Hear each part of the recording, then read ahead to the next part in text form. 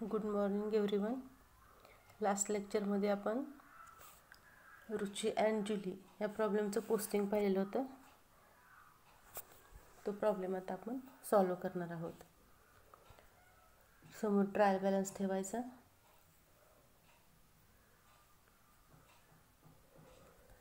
त्याच्यामध्ये पहिला आयटम बघा काय दिला आहे, परचेसेस.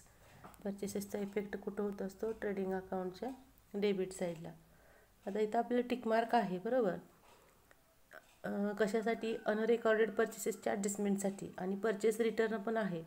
त्यामुळे इथं आपल्याला परचेस रिटर्न आणि अनरेकॉर्डेड परचेसेस हे लिहायला 2 ओळी आणि त्याच्या बॅलन्सला 1 ओळ, अशा टोटल आपल्याला 3 ओळी इथं ब्लँक सोडायच्या आहेत. त्यानंतर ट्रेड एक्सपेन्सेस आयटम आहे. नेक्स्ट आयटम बघायचा, तो पण कुठे येणार आहे, ट्रेडिंग अकाउंटच्या डेबिटला. सॅलरी आहे नेक्स्ट, प्रॉफिट लॉसच्या डेबिटला. पुढचा आयटम ट्रायल बॅलन्सला चेक करा, wedges and salary, trading account debit. Advertisement for 2 years दिले, प्रॉफिट लॉसच्या डेबिटला. बघा हिडन ॲडजस्टमेंट आहे, इनरला अमाऊंट लिहिलेली आहे इथं 4000. त्यानंतर सेल्स रिटर्न आहे, सेल्समधून लेस. त्यानंतर फ्रीहोल्ड प्रॉपर्टी, फ्रीहोल्ड प्रॉपर्टी ही असेट आहे, असेटला जाऊ आपण. फ्रीहोल्ड प्रॉपर्टी बॅलन्स शीटच्या असेटला.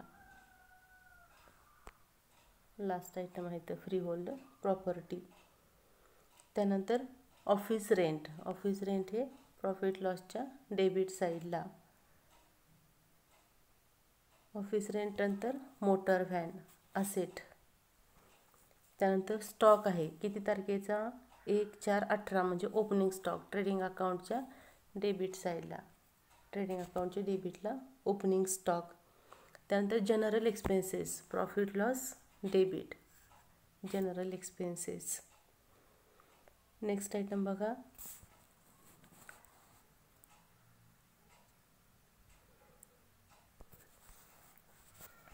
नेक्स्ट आयटम दिले आपल्याला सन्ड्री डेटर्स. सन्ड्री डेटर्स ही आपली असेट असते बॅलन्स शीटच्या असेटला. डेटर्स पण इनरला लिहायचे, तिथं ॲडजस्टमेंट आहेत, 2 टिक मार्क आहेत, त्यामुळे इथं पण 1, 2 आणि 3 अशा 3 ओळी ब्लँक सोडायच्या. सन्ड्री डेटर्स नंतर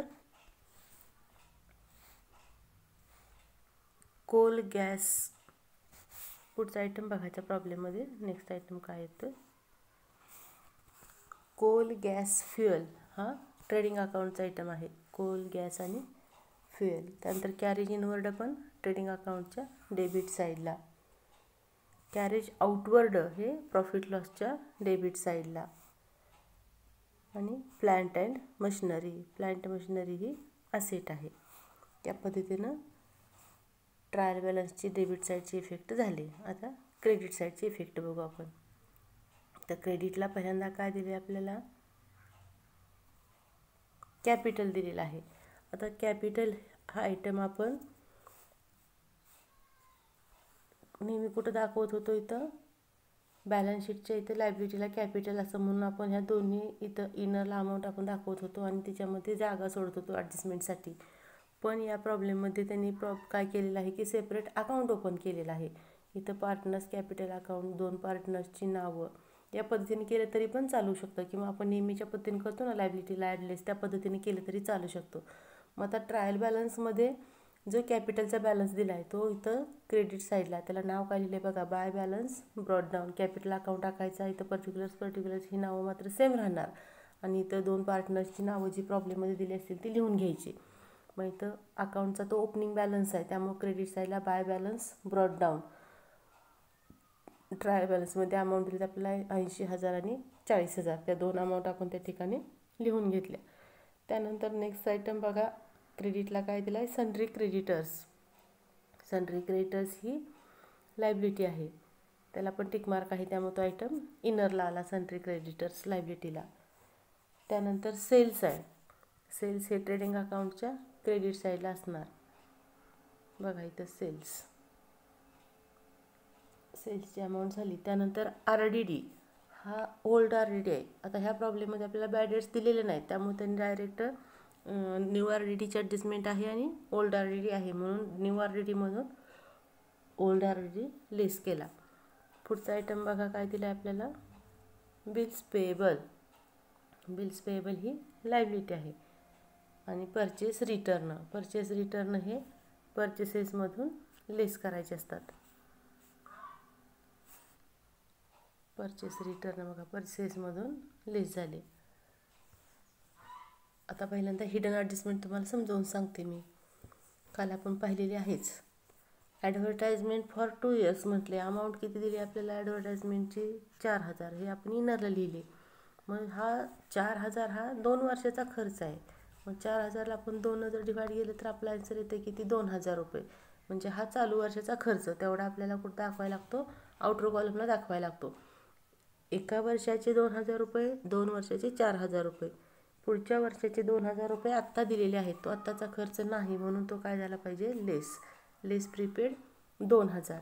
आणि इथले जे 2,000 आहेत याचा इफेक्ट बॅलन्स शीटच्या असेटला दाखवायचा आहे. बघा बॅलन्स शीटच्या असेटला प्रीपेड ॲडव्हर्टाइजमेंट बघा इथं प्रीपेड ॲडव्हर्टाइजमेंट 2,000 रुपये या पद्धतीने त्याचे इफेक्ट दाखवायचे आहेत. आता यानंतर आपण प्रॉब्लेमच्या खाली दिलेले ॲडजस्टमेंट पाहणार आहोत. तर पहिली ॲडजस्टमेंट बघूया आपण काय दिलेली आहे.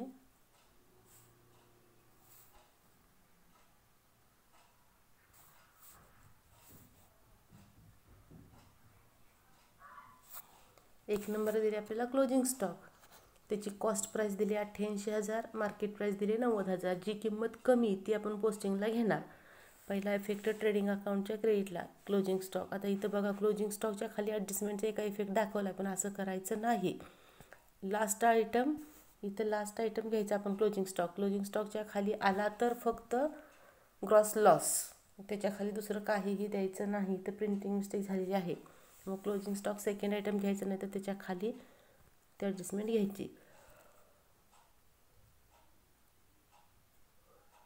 दुसरा इफेक्ट बघा इथं बॅलन्स शीटच्या असेट साईडला 88,000. एक इफेक्ट ट्रेडिंग अकाउंटच्या क्रेडिटला, दुसरा इफेक्ट बॅलन्स शीटच्या असेटला. त्यानंतर second adjustment Rucha and Julili withdrawn from business 3,000 and 2,000 respectively for their personal use. तर पर्सनल यूजसाठी 3,000 आणि 2,000 रुपये उचललेले आहेत. मग आता काय झालं व्यवसायातून तेवढं गेलेलं आहे, ड्रॉईंग झालेलं आहे. मग कुठं घेणार आपण ट्रेडिंग अकाउंटच्या क्रेडिट साईडला by goods withdrawn by partners.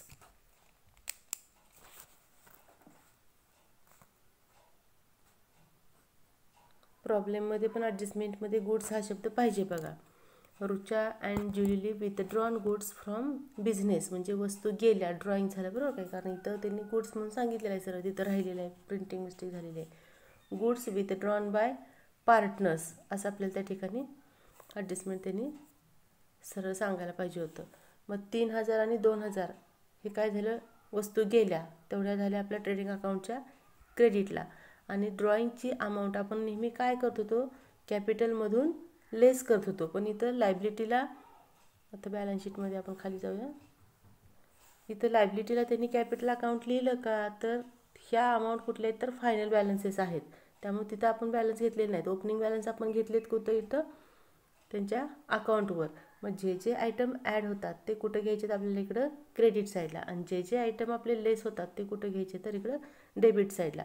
मग ड्रॉईंग आपलं काय होतं, लेस होतं, म्हणून इकडं डेबिट साईडला ड्रॉईंग्स गुड्स विथड्रॉनच्या अमाऊंट 3,000 आणि 2,000 ह्या दोन्ही अमाऊंट त्या ठिकाणी आलेल्या आहेत. त्यानंतर नेक्स्ट ॲडजस्टमेंट बघा 3 number. Depreciate motor van by 5% and plant and machinery by 7%. Motor व्हॅनचं डेप्रिसिएशन 5% आणि प्लांट मशिनरीचं 6%. मोटर व्हॅनमधून लेस 40,000वर 5% न काढले. त्यानंतर कशावरती, प्लांट मशिनरीवरती आहे. प्लांट मशिनरी अमाऊंट आहे 13,800, त्याच्यावर 7% 966 आणि आउटरला ह्या बॅलन्सिंग फिगर आल्या. आता ही डेप्रिसिएशनच्या दोन्ही अमाऊंट आहेत लेस केलेल्या, ह्या दोन्ही कुठं जाणार, प्रॉफिट लॉसच्या डेबिट साईडला.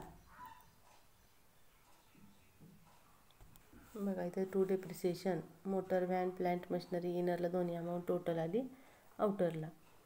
त्यानंतरचा ॲडजस्टमेंट 4 नंबर.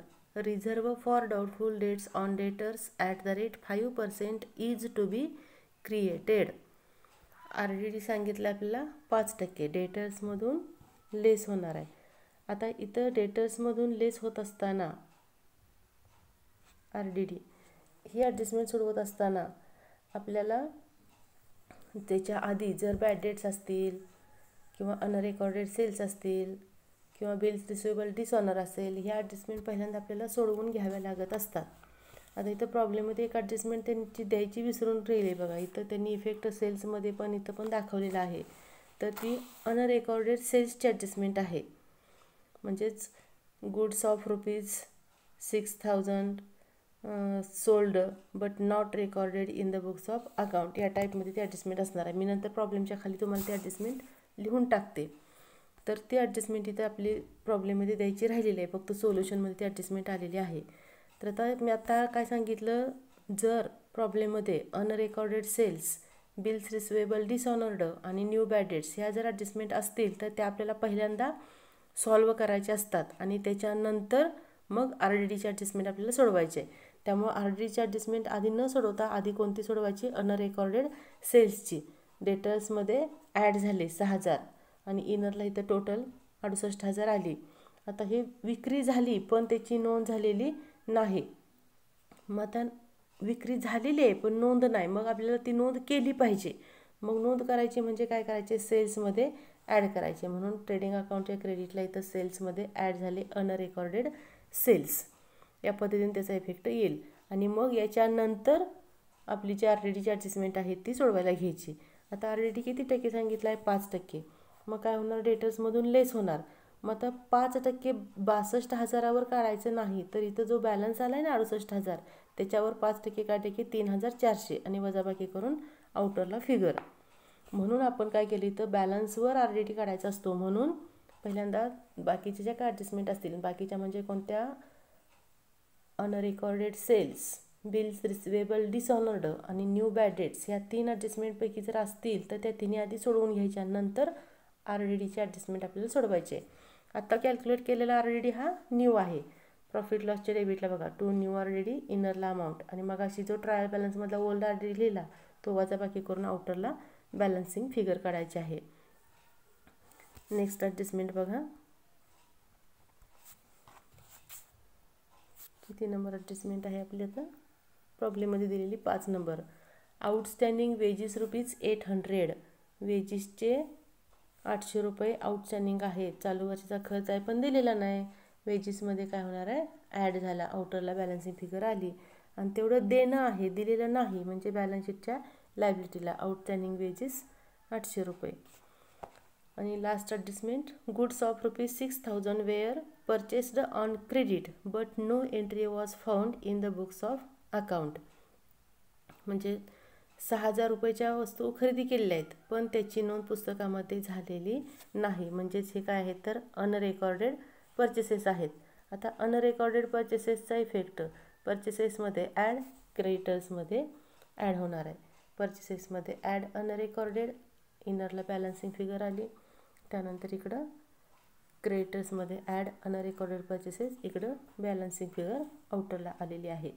या पद्धतीनं सगळं पोस्टिंग आता आपलं झालेलं आहे. यानंतर आपली स्टेप कशाची असते तर प्रॉब्लेम क्लोज करायची. तर इथं नेहमीच्या पद्धतीनं ट्रेडिंग अकाउंट बघायचा, क्रेडिट साईड जास्त दोन्हीकडे मांडली, ग्रॉस प्रॉफिट आला तो ट्रान्सफर केला, पुन्हा बॅलन्स आला तो नेट प्रॉफिट, तो पार्टनर्सना त्यांच्या कॅपिटलच्या रेशोमध्ये डिस्ट्रीब्यूट करायचं आहे. आपण कॅपिटलचा रेशो फाइंड आउट केला होता 2:1. स्वतः डिस्ट्रीब्युशन करा, ह्या बॅलन्स जो नेट प्रॉफिट आला आहे त्याचं डिस्ट्रीब्युशन करायचं. आता एक मेन फरक, हा जो आलेला नेट प्रॉफिट आहे तो पार्टनर्सना आपण डायरेक्ट इथं लायबिलिटी साईडला इथं ॲड करत होतो, पण आता अकाउंट ओपन केलं आहे. त्यामुळं तुम्ही अकाउंट न ओपन करता सेम नेहमीच्या पद्धतीने लायबिलिटी लिहिलं तरी चालू शकते, पण इथं पुस्तकात सोल्युशन त्या पद्धतीने दिले म्हणून मी तुम्हाला इफेक्ट तशी सांगायला लागलेली आहे. तर हे दोन्ही कॅपिटलचे नेट प्रॉफिटचे बॅलन्स आहेत ते कॅपिटल अकाउंटमध्ये आपल्याला दाखवायचे आहेत. मग असे मी सांगितलं, जे आयटम आपले ॲड होतात ते कुठे घ्यायचे आहेत आपल्याला, इकडं क्रेडिटला, आणि जो आयटम लेस होतो तो कुठे घ्यायचा असतो तर इकडं डेबिटला. मग नेट लॉस असेल, ड्रॉइंग असेल, हे कुठे येणार आहेत तर डेबिटला, किंवा इंटरेस्ट ऑन ड्रॉइंग पण डेबिटला. आणि प्रॉफिट, नेट प्रॉफिट असेल, इंटरेस्ट ऑन कॅपिटल असेल, सॅलरी टू पार्टनर असेल, हे सगळे आयटम कुठे येणार आपले तर इकडं क्रेडिटला. मग तो जो नेट प्रॉफिट आहे तो क्रेडिटला, इकडे दोघांच्या पार्टनरच्या कॅपिटलला ट्रान्सफर केला रिस्पेक्टिव्ह अकाउंटवरती. त्यानंतर ह्या अकाउंटची टोटल करायची इथं, ती टोटल दोन्हीकडे मांडली आणि इथं बॅलन्सिंग फिगर आली, त्याला लिहायचं टू बॅलन्स कॅरीड डाऊन. आणि हा कॅरीड डाऊनचा बॅलन्स लायबिलिटीला इथं ट्रान्सफर करायचा असतो. बघा कुठले बॅलन्स आले, कॅपिटल अकाउंटवर हे जे बॅलन्स आहेत का, इथे कॅपिटल अकाउंटला आलेले हे दोन्ही बॅलन्स, इथले बॅलन्स हे इथं दोन्ही बॅलन्स आले आणि त्याला नाव दिलं टू बॅलन्स कॅरीड डाऊन, कारण क्लोजिंग बॅलन्स आहे. आणि त्यानंतर मग बॅलन्स शीटची टोटल करायची, बॅलन्स शीट आपली टॅली होईल. या पद्धतीनं प्रॉब्लेम आपला या ठिकाणी संपतोय. मी सोल्युशन एकदा अजून तुमच्यासमोर नजरेसमोर ठेवते, तुम्ही पॉज करून नंतर तुमचे बॅलन्स चेक करू शकताय. बघा हा ट्रेडिंग प्रॉफिट लॉस अकाउंट आहे, पॉज करून तुम्ही नंतर बघू शकता. आणि हा बॅलन्स शीटचे इफेक्ट आणि पार्टनर्स कॅपिटल अकाउंट, या पद्धतीने याचं सोल्युशन लिहायचं आहे. धन्यवाद.